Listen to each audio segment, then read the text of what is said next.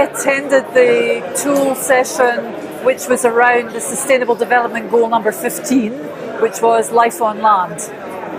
So we heard from about, I don't know, half a dozen tools, and we had quite a variety of conversation around them, so it was good. What we sort of understood from them is that sometimes they're quite narrow in their focus, and so many of them weren't really applicable to life on land. And that was because they weren't really capturing what the environmental impacts were of the systems that they were looking at. So the tools weren't doing that. The other thing about the tools was that a lot of them were around efficiency of production.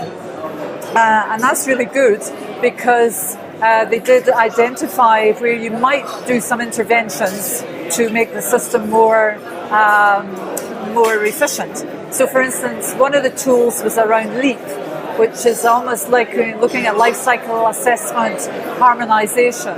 And that was really important not because of the model, but more about what the model can do, which is look for hotspots in systems.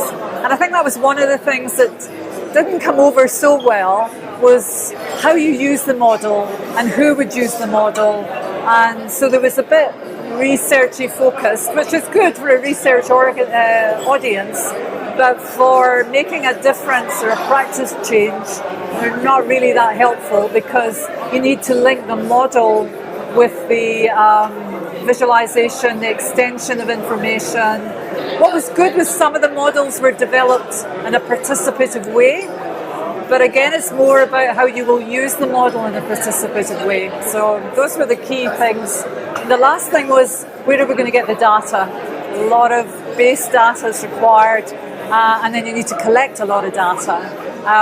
So that was our major feedback.